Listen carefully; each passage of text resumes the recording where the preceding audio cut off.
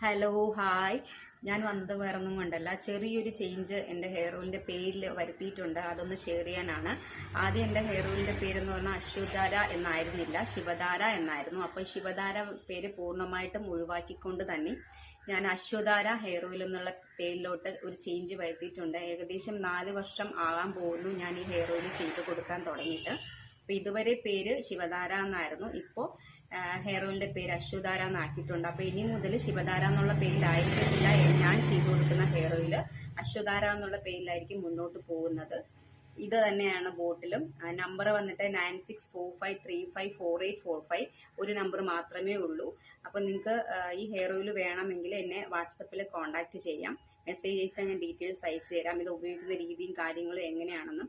പിന്നെ ഇതിന്റെ ഉപയോഗം എന്ന് പറയുന്നത് താരൻ, മുടി ഒഴിച്ചിൽ, പിന്നെ മുടി ലെങ്ത് വെക്കാൻ,